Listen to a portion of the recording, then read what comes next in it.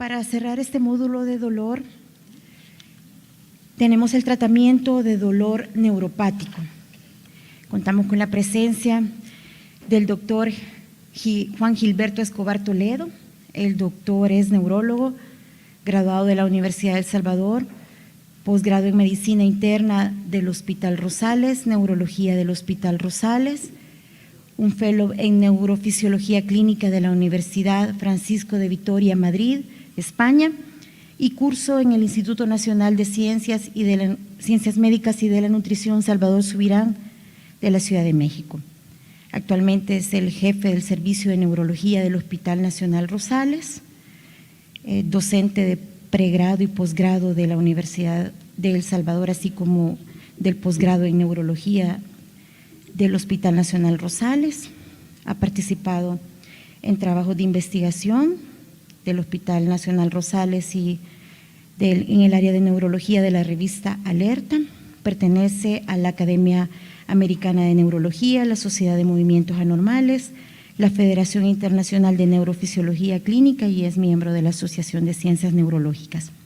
Démosle la bienvenida al doctor Gilberto Escobar.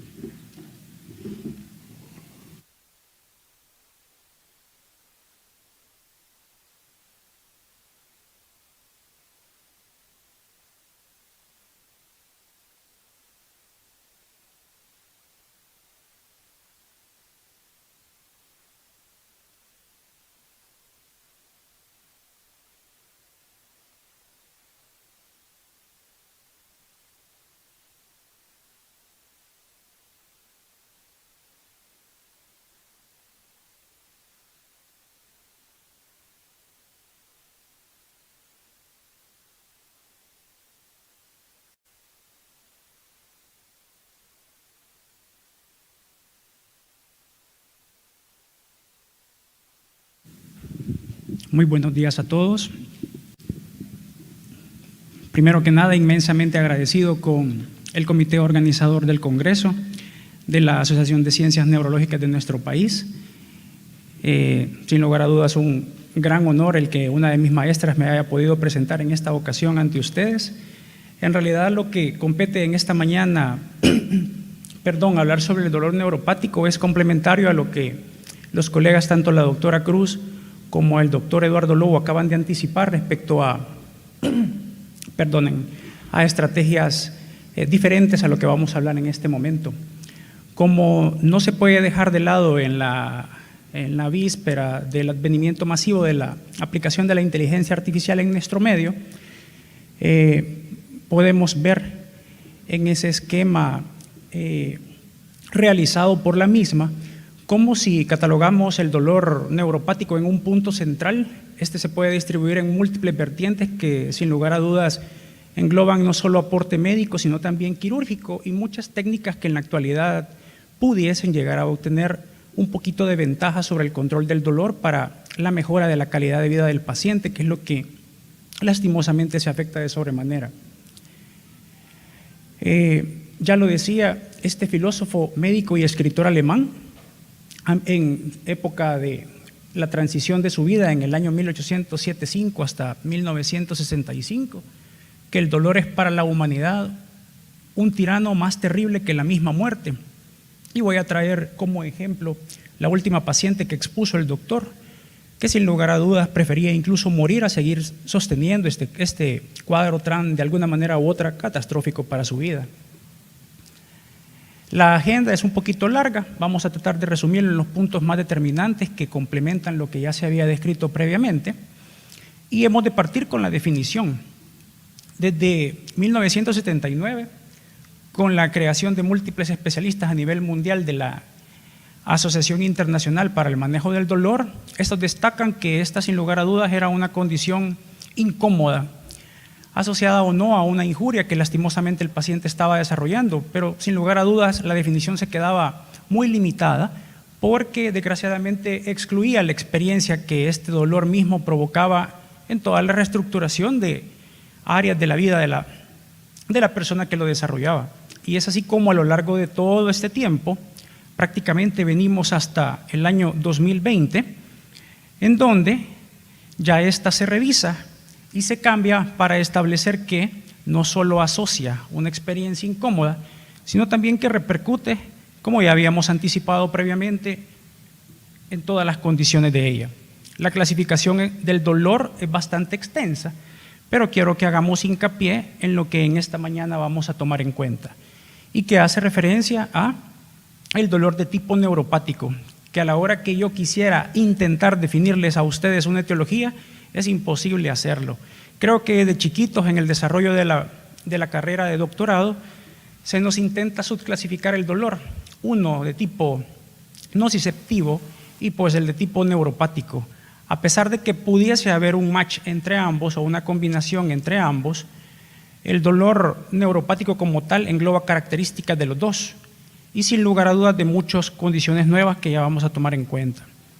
Pues a la larga hay que intentar definirlo, es así como el NEU-PSIC, que es el grupo de interés enfocado en el manejo del dolor, específicamente neuropático, lo define como uno que aparece tras una lesión o una enfermedad que afecta al sistema somatosensorial.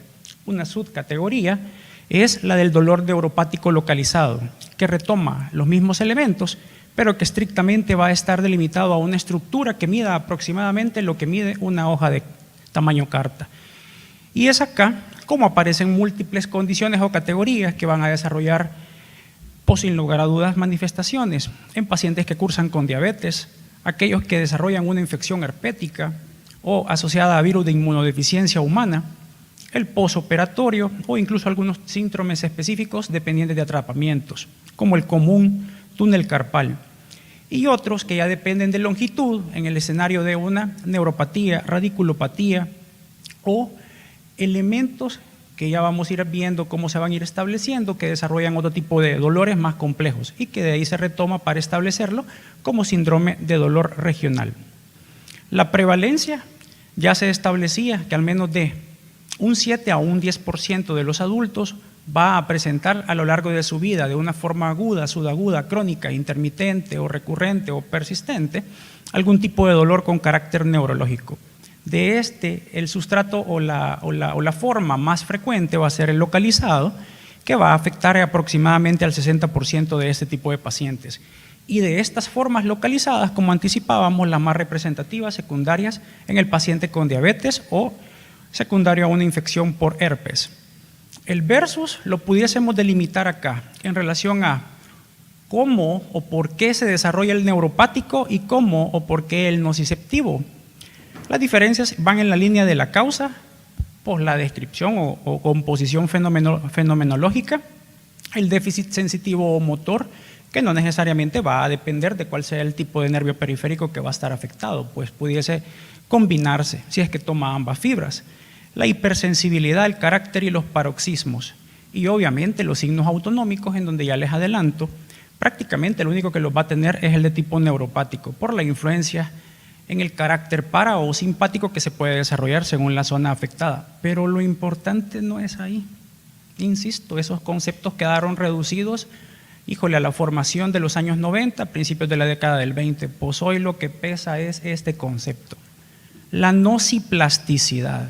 Y es lo que ya el doctor Lobo adelantaba en su ponencia. Lastimosamente el dolor ya no solo se vuelve una conjetura estrictamente dependiente de un daño o de la potencialidad del daño, sino que lastimosamente va a desarrollar toda una reestructuración a expensas de molécula, o sea, la composición como tal, como de todos los factores involucrados para el desarrollo del impulso eléctrico. Y eso no solo abarca, obviamente, canales, no solo abarca iones, sino que también abarca la misma estructura del botón presináptico y ni qué decir todo el componente ligado a nivel de la corteza que va a modificar la misma percepción del dolor. No me van a dejar mentir que, al menos en la última década, el auge de una enfermedad llamada fibromialgia ha tenido una expansión global que alguien dirá, ¿se estará sobreabusando del diagnóstico o de verdad tendremos una fibromialgia en esta persona? Déjenme decirles que yo era uno de los que me incluía en el pool de considerar que había una sobreclasificación, un sobrediagnóstico del cuadro. Pero me atrevería a decir que hemos de intentar empezar a corregirnos, porque la reestructuración no depende de que el doctor quiera que no lo tenga, depende de cómo la persona misma está influyendo en que se percibe el dolor y que de alguna manera u otra, aunque se escuche feo, que la misma persona esté condicionando a desarrollar esta nociplasticidad. Entonces ya no nos quedemos solo con que el dolor va a depender de una lesión establecida o de la potencialidad de una lesión, sino de la influencia misma que yo desarrollo. Pero traigamos a cuenta el paciente del último caso presentado previamente. ¿Cuántos años habrá pasado esta persona con el dolor? ¿Cuánta influencia ella no pudo haber desarrollado sobre las estructuras para desarrollar tanto cambio? Mencionamos que al final termina en esto. Pues me atrevería a decirle que esa señora ya tenía fenómenos de estos, como los tiene cualquier persona con un cuadro de fibromialgia. ¿Cómo se establece? Sería la de nunca acabar. Pero solo déjenme decirles lo siguiente. Hay actores o estelares para que se desarrolle este problema, no solo en el potencial lugar donde se vaya a establecer el daño. Es decir, si yo me quemé por estar cocinando y probablemente mis receptores me van a desarrollar inmediatamente por su compromiso un daño nociceptivo, porque de ahí se sustrae la definición del daño receptores, no duden que, dependiendo del tipo de quemadura, pudiese progresar a un compromiso del nervio, obviamente post-ganglionar, pero la historia no acaba ahí, porque ese fue el escenario menos complejo. Obviamente ante pacientes más agravados por diferentes condiciones, como las que pudiésemos pensar después de un trauma, o en un fenómeno de un diabético que tenga un compromiso distal en sus 4 extremidades, no duden de que esta persona va a empezar a involucrar no solo el daño en receptor, no solo el daño en el nervio, sino también antes del ganglio, que obviamente van a migrar una información inadecuada al ganglio de la raíz dorsal, ya estrictamente en las astas posteriores de la médula, y que sin lugar a dudas van a migrar una información cortical anómala, que en el tiempo termina en este concepto. Así que anótenlo por ahí como pregunta de examen al final. Dentro de la clasificación, el dolor primario pues va a depender de una causa estrictamente interna, y el dolor secundario pues obviamente a cualquier compromiso en donde a expensas de un agresor hayamos desarrollado un componente de daño. Es acá como retomamos el dolor neuropático crónico, que puede ser de tipo periférico o de tipo central. Llama la atención que estamos acostumbrados a que, como menciona que es el nervio, ¿sí?, neuropático nervio, este solo pudiese ser periférico. Pues no, porque la clasificación se refiere a la etiología. Y el doctor adelantaba, y yo creo que vale la pena hacer la retrospectiva. Todos aprendimos, dependiendo de las universidades, aproximadamente en nuestro segundo año de formación, el famoso homúnculo de Penfield, el cual tiene una distribución, pues obviamente motora, como una distribución sensitiva. Pero voilà, desde el año pasado eso quedó para desaprenderlo. Pues como todos sabemos, la nueva descripción del SCAN, o sea, red somatocognitiva, ya no solo integra un posible elemento periférico para el desarrollo de cualquier tipo de dolor, puesto que, como hemos venido mencionando desde antes, la nociplasticidad obliga a que entendamos cómo es que el cerebro puede llegar a desarrollar tanto cambio después de mantener dolor. Y es así como aparecen causas ya estrictamente de un componente central. Mencionemos enfermedades desmielinizantes, mencionemos enfermedades inflamatorias, otra índole de enfermedades autoinmunes asociadas a un elemento estructural, llámese un tumor o secundaria a una lesión vascular por isquemia o por ruptura, que sin lugar a dudas también van a empezar a modular no solo en un punto bajo indirectamente, sino en un primer momento allá arriba. Como lo que concierne es el dolor neuropático en sí, nos vamos a enfocar en los más representativos de esta área. Quizás hablar de semiología no es el momento, pero todos ustedes deben de ser conscientes que los targets a la hora de que queremos historiar a nuestro paciente deben ir enfocados en la presencia de síntomas o signos negativos. Es decir, todos aquellos fenómenos que deprimen la percepción. Dentro de ellos, solo por mencionarles, la famosa hipoestesia, la famosa hipoalgesia. Por otro lado, también tenemos que ver el compromiso que se pueda desarrollar a expensas de un dolor evocado, es decir, cuando yo ya estoy realizando ciertas maniobras de exploración.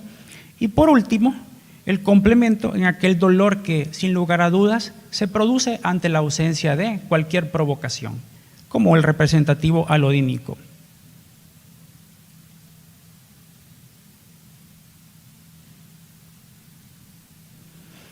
Acá se resumen las pruebas. Sin lugar a dudas, la influencia que la persona pueda tener en su estándar diario es bastante marcada. Ya llevamos ratos estableciendo que una de las principales escalas para evaluar la significancia del dolor en el estilo de vida de la persona repercute prácticamente en las 8 variables que reúne el score RAND 36. Como ustedes puedan ver, al menos más del 50% van a sugerir influencia sobre cualquiera de estas variables. Así que es importante, como se ha venido diciendo, mantener una importante consideración sobre el manejo y entendimiento del dolor que presenta la persona. No podemos dejar de lado que las terapias en curso van enfocadas a todos los actores, en este caso buenos o positivos, que va a tener la estructura del nervio periférico, así como la integración a nivel medular y el ascenso cortical. Y es así como tenemos que entender que la barrera hematonerviosa es una barrera no solo indemne del componente de defensa, o sea, inmunológico, sino también es una de las que se mantiene en el intento inmediato de restablecer más flujo de sangre, o sea, un elemento de angiogénesis, después de que se desarrolla una lesión. Un fenómeno que lastimosamente se supera en los primeros días, pero que sin lugar a dudas es importante tenerlo en mente porque la víspera de nuevos medicamentos va ligada a favorecer la angiogénesis. A continuación, tenemos que retomar algo de lo que ya se mencionaba previamente en relación al mecanismo fisiopatológico, en donde lo interesante radica en que yo sé que es una imagen bien compleja que se deforma un poquito, que tengamos que entender que el complejo de daño, independientemente el dolor neuropático, sea periférico o sea central, se desarrolla en un curso aproximado de 2 semanas. Entonces pareciera trillado o triste de que se nos acerque un paciente el cual lleva muchos días, específicamente semanas, meses con un dolor y no se le ha intentado abordar de la mejor manera, puesto que después de 2 semanas, independientemente cuál sea el mecanismo de causa, llámese periférico o llámese central, este ya está establecido. Y todo parte de la hiperexcitación que van a desarrollar a nivel del ganglio, como primer elemento donde se va a modular toda la secuencia eléctrica que conduce el nervio, hasta la modificación celular a expensas de todo el componente que va a trabajar molecularmente en el asta posterior de la médula. Las categorías diagnósticas establecidas por el NeuroPesic hacen referencia a un dolor neuropático posible, probable, definitivo y al localizado, en donde el posible se limita a la ausencia de algún tipo de estudio, solamente por clínica, que reúna la característica de distribución según el nervio afectado. La probable es lo previo, más obviamente elementos descritos semiológicamente que establezcan si no es un dolor nociceptivo y si no es un dolor, por lo menos hasta ese momento, de tipo nociplástico. Y por último, la definitiva, en donde tanto por neuroimagen como estudios neurofisiológicos podemos determinar el daño, llámese en la mielina o en el axón como tal. Hay muchos test hoy por hoy que ustedes pudiesen aplicar para ver si estamos ante un tipo de dolor enfocado en un compromiso del nervio. Dentro de las principales baterías se establecen esos 3, pero uno de los más llamativos, en este caso abanderados por médicos franceses, es el DN4, que como ustedes comprenderán es aplicado tanto para dolor neuropático de tipo periférico como dolor neuropático de tipo central. Y aunque quizás no es el que se pueda aplicar más convenientemente en un consultorio por lo extenso, pudiese orientar de manera significativa para establecer un poquito más de acercamiento diagnóstico. Sin embargo, como hay que intentar establecer mecanismos de abordaje rápido, el Diagnostic Tool ejerce una validez y es bastante específico, pero solamente para el dolor localizado. ¿Cómo podemos intentar mejorar el abordaje de un paciente a través del DNP4? Pues haciendo la forma rápida, la cual en lugar de las 4 preguntas previas, literalmente solo se enfoca en 2, en donde se describen, como ustedes ven a continuación, los ítems que la representan. Y al final, obviamente, tras un puntaje mayor a 3, podemos clasificar que el paciente tiene un tipo de dolor de esta índole. Acá tenemos la herramienta previa mencionada, pero estrictamente solo para dolor neuropático localizado, en donde nuevamente aparecen 4 preguntas y obviamente el número mayor a 3 nos orienta a un tipo de dolor neuropático probable. La prevalencia del dolor neuropático hoy por hoy pues, es bastante alta y sin lugar a dudas con el advenimiento de COVID-19 pudiese estarse estableciendo de una manera más significativa. Un grupo de doctores recientemente graduado enfocó su tesis para el año 2023, en donde abordó un grupo de pacientes a nivel del Hospital Benjamín Bloom y estableció que al menos en carácter dolor, como conocíamos y ya vamos a ver más adelante, el 25% de pacientes que habían que habían presentado COVID-19 pudiesen extenderse hasta un aproximadamente de 37-38% con molestias de dolor con posibles características neuropáticas. Sin embargo, no se retomó la posibilidad de que pudiesen estar más que neuropáticos estrictamente en un escenario de nociplasticidad, pero llamó la atención porque el estudio fue realizado el año pasado y COVID hacía referencia a al menos 2, 3, 4 pacientes que su última crisis la habían tenido 1,5 años atrás. Es decir, ya estaban en la vertiente de la famosa definición de long COVID o COVID prolongado. Para que ustedes tengan en mente que probablemente COVID va a ir influyendo no directamente sobre la nociceptividad, sobre la neuropatía, sino sobre la nociplasticidad. Acá el abordaje diagnóstico, solo mencionarles que esos son todos los test neurofisiológicos, ninguno altamente específico, ninguno altamente sensible, sino se acompaña de una clínica que establezca variables semiológicas ya descritas. Y cuando queremos ver biomarcadores, híjole, los más que se pueden acercar a una sensibilidad un tantito discreta, arriba del 70%, pero menor al 80%, o una especificidad del 65 hasta 75%, son los séricos. Pero la tristeza viene a favor de que son interferones, citoquinas, que literalmente vemos en todo proceso inflamatorio, así que tampoco se volverán las más determinantes. ¿Cómo vamos a tratar el dolor? Para considerar refractariedad, como se ha venido mencionando previamente, y buscar la radiofrecuencia como alternativa o buscar la radiocirugía, tenemos que intentar seguir ciertas reglas que sin lugar a dudas hayan estrictamente descartado a la terapia farmacológica y otras anexas que ya vamos a ver como alternativa para el manejo. Es así como yo debo de ser muy precoz, tan precoz como desde el día 1, porque ya ustedes vieron que dentro de los primeros 14 días nuestro cuerpo desarrolla tanto mecanismo periférico como central pudiese para poder perpetuar el dolor. Y ya no lo va a perpetuar en sí la lesión, lo va a perpetuar la nociplasticidad.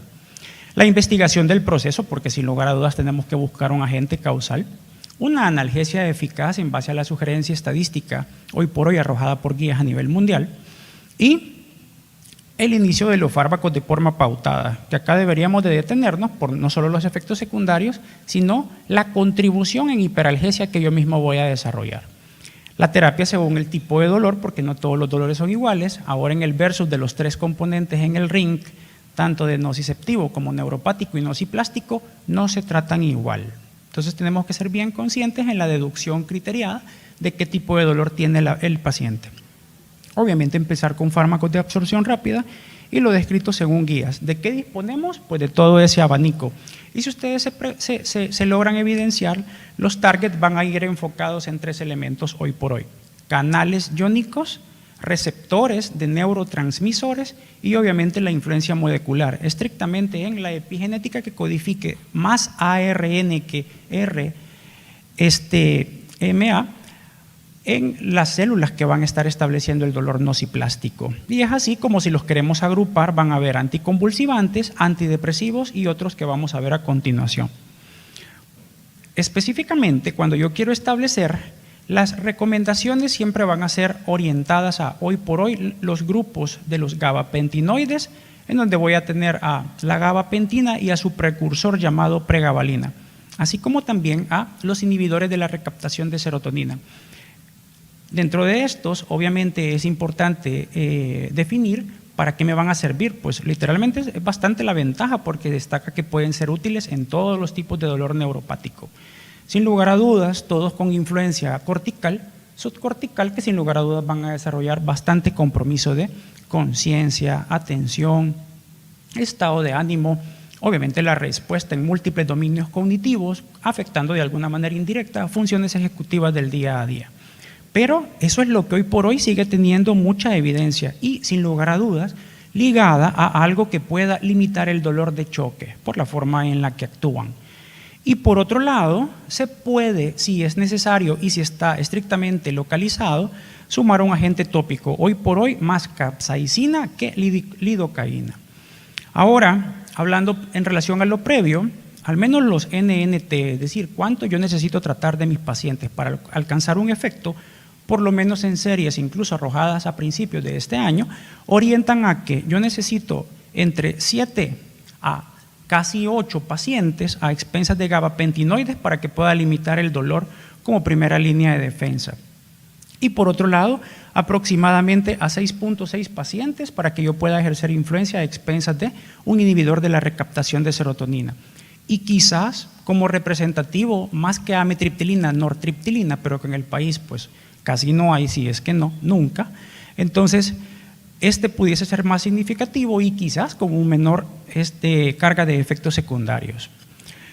Algo que sin lugar a dudas las casas farmacéuticas y la misma persona que desarrolla un dolor está arrojando con sus resultados sobre el mismo es la capacidad que estas casas pudiesen llegar a generar a expensas de moléculas que se basen en cocristalización, es decir, 2 o 3 incluso moléculas dentro del mismo fármaco. Es así como en curso los estudios actualmente van enfocadas a combinaciones para manejo agudo del dolor, específicamente un analgésico inflamatorio no esteroideo más un opioide de baja potencia, o combinados a aquellos fármacos en uso prolongado que estrictamente van ligados a gabapentinoides y analgésicos inflamatorios no esteroideos. En el escenario de los dolores localizados será importante ver que estrictamente las respuestas tienen que ir o intentar ir enfocadas lo más que se pueda o de forma objetiva a las características del dolor, estrictamente a que su modificación sea en relación a EVA mayor a un 30% de la determinación del dolor y que obviamente lo veamos en el primer mes, para que si no es así podamos considerar agregar uno de segunda línea o, sin lugar a dudas, valorar la necesidad de agregar otra alternativa no farmacológica. Pero alto, llevamos 2 láminas ejerciendo bastante influencia sobre el opioide para su prescripción. Sin embargo, hay que tener bastante cuidado e intentar ver el riesgo de adherencia más posterior, dependencia que pudiese llegar a desarrollar la persona. Un score básico es el ORT, el cual define a través de 5 condiciones, múltiples variables dentro de cada una de ellas, el riesgo a poder desarrollar cierto grado de tolerancia o incluso dependencia. ¿Por qué es importante? Porque lastimosamente no importa el opioide, baja, media o alta potencia, les va a desarrollar más dolor después del tiempo de uso. El concepto de hiperalgesia, específicamente inducida por opioide, bota el posible miedo que yo le pueda tener para desarrollar tolerancia o el posible miedo que yo le pueda tener para desarrollar dependencia, porque lastimosamente o de una manera paradójica va a influir en cómo se está conduciendo el mismo estímulo eléctrico a través del nervio periférico, su integración medular y su ascenso cortical. Es decir, de que valdría la pena pensar si la hiperalgesia inducida por opioide pudiese estar alimentando que la nociplasticidad se desarrolle más tempranamente, pues hay que investigarlo. Pero los estudios en curso refieren que tiene mucha probabilidad de asociación. Es decir, si yo a mi paciente lo tengo, por ahí escuchaba en uno de los casos que tomaban 30 pastillas diarias, si no mal recuerdo, orientadas al manejo del dolor, ya ven que puse atención, sin lugar a dudas este paciente no solo tenía una influencia de IO sobre la persona, sino que este mismo medicamento estaba trabajando en contra para desarrollar nociplasticidad central. Entonces, importante jugar con el tipo de opioide, la cantidad, las veces en las que se va a consumir durante el día y con quiénes se va a mezclar. Y alto, porque pareciera que todo depende de cuándo lo empiezo, cuánto uso y por cuánto lo uso. No, también va a depender de los retiros. Así que ténganle mucho cuidado porque ya no es solo el fenómeno de abstinencia el que me va a desarrollar, sino también un fenómeno de más dolor por el retiro abrupto del mismo. Obviamente la toxina botulínica tiene tanto estudio hoy por hoy pudiese arrojar para el manejo del dolor, pero estrictamente localizado, y en lo que más auge ha tenido es para neuralgia del trigémino y quizás se vuelve uno de los escalones más adaptado o adoptado después de los medicamentos farmacológicos. Y hoy por hoy, sin lugar a dudas, también está teniendo bastante auge en otro tipo de dolor como el nociceptivo que desarrolla una persona, por ejemplo, por compromiso de músculos piramidales sobre el nervio ciático. Incluso en mujer embarazada que pudiese llegar a desarrollar por el volumen que ejerce el útero sobre mucho músculo y por ende sobre el nervio del plexo sacro. Dentro de las estrategias terapéuticas potenciales, pues muchas. Déjenme decirle que literalmente las usamos en la práctica diaria. El ambroxol, el cannabidiol, doctor, ese no lo usamos, disculpen, ¿verdad? Pero lo veíamos en otros términos. La bromelina, la melatonina y la N-acetilcisteína hoy por hoy tienen muchos estudios en curso que pudiesen llegar a manifestar cierto efecto. Y retomemos al que hacíamos previamente la broma. Aproximadamente son 560 moléculas las que hoy por hoy se le describen al delta 9, al cannabis sativa. Pero dentro de estos, no todos van a generar tolerancia, no todos van a generar dependencia. Específicamente el que más lo hace es el que iba a mencionar anteriormente, el delta 9 tetrahidroxicannabidiol, pero ellos no son los representativos o en estudio hoy por hoy, sino que estrictamente son la molécula dentro de estas que se llama cannabidiol y la segunda que es el beta-carofileno. Ambos estrictamente van a tener un perfil de seguridad bastante bueno, han demostrado que no generan abuso. Por otro lado, ambos van a ejercer influencia sobre corteza estrictamente subcortical que forma parte del sistema límbico. Sin lugar a dudas, vendría a ser sobre todo la corteza insulada anterior y también tálamo, estrictamente en los núcleos más centrales, para que obviamente van a limitar la ansiedad y la depresión que el mismo paciente pueda estar desarrollando y el control inflamatorio que la misma puede llegar a desarrollar. Y ambos han estado dando evidencia sobre el paciente diabético, aquellos que han sido sometidos a quimioterapia sistémica, lesiones espinales, así como también lesiones del nervio ciático. Por otro lado, cada uno con targets, algunos similares y otros compartidos, pero que van ligados a todas las moléculas periféricas y centrales involucradas en el dolor. Dentro de la terapia no farmacológica, así como existen las previas que ya mencionamos, ya se adelantaba la estimulación del nervio dorsal de la raíz, ¿verdad? Que también hoy por hoy a través de radiofrecuencia puede limitar bastante el dolor, como también, a pesar de que hay otros por ahí, inclusive la estimulación cerebral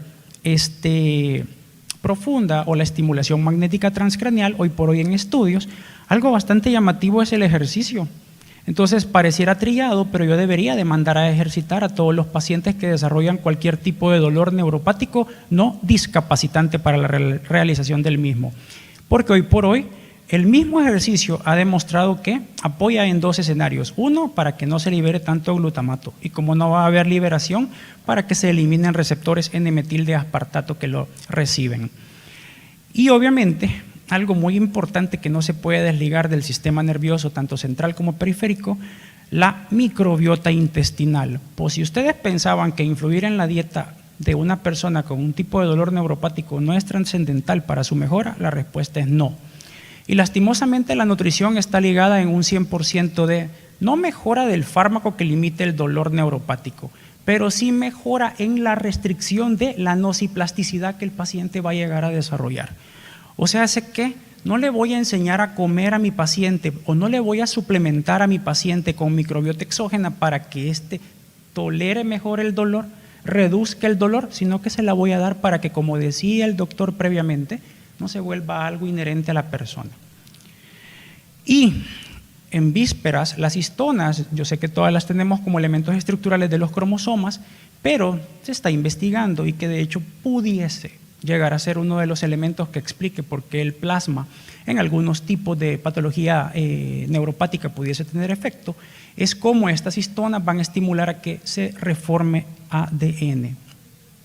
Y sin lugar a dudas, la angiogénesis que comentábamos al principio, reconociendo la barrera hematonerviosa, va ligada a ciertos elementos de medicina alternativa, pero que en estudios actuales corriendo no se ha determinado estrictamente la cantidad y el tiempo sobre la cual puede haber una influencia directa sobre la angiogénesis, pero que esperamos que en los futuros meses o años se pueda arrojar una evidencia sólida que permita utilizarla sin miedo.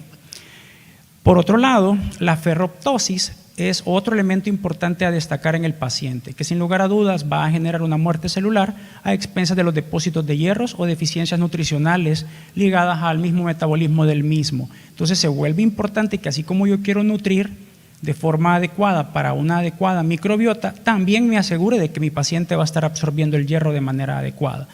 Y también hincapié en aquellas patologías en las que se pueda desarrollar depósitos, por el mismo que sin lugar a dudas van a influir de manera indirecta sobre el cuadro.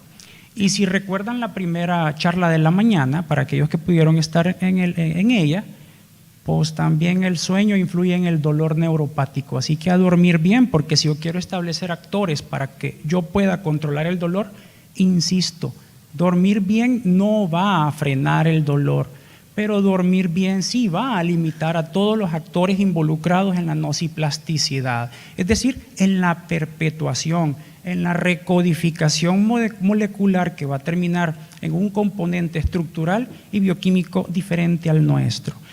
En donde el representativo, la melatonina, ya escuchamos sin miedo, como decía la doctora, a usarlo cuando sea pertinente, pero en cantidades mínimas, que incluso han demostrado para el caso tener influencia sobre la limitación de especies reactivas de oxígeno. Y como veníamos comentando, COVID arrojaba que aproximadamente en aquellos pacientes en los que para el 2022, que nace la primera revisión, estaba presente hasta en un 25% de dolor neuropático. Sin embargo, en la actualidad prácticamente pudiese llegar a rondar casi el 40% y específicamente más en formas localizadas. Y en aquellas estructuras que van a estar cercanas a donde hubo una posible inoculación del virus para su distribución posterior en todo el cuerpo. Y por último, para que llevemos a casa en esta mañana, entonces es importante que a un dolor le pongamos bastante atención si se presenta en la brecha abajo de los 20 y arriba de los 55, puesto que no sigue la vertiente de etiologías periféricas o centrales para desarrollarlo, sino que es muy probable que se deba a otra condición. La historia reciente de trauma, el dolor torácico, la pérdida de peso inexplicable, la inmunosupresión asociada por otra patología, el uso prolongado de esteroides y sumaría a los opioides, así como sintomatología neurológica extensa que quizás oriente a un fenómeno en curso mayor y la deformidad estructural como la fiebre. Así que ya no podemos ver el dolor de afección central o periférica como un síntoma. Este es una enfermedad. Por otro lado, cuido con la polifarmacia, el balance entre los componentes de eficacia, seguridad y tolerancia, el tratamiento ideal que deberá incluir la limitación del dolor y la exacerbación, y sumemos el que hemos venido hablando toda la mañana. La suma de conductas o modificación de hábitos que limiten la nociplasticidad. Sin más que agregar, muchísimas gracias.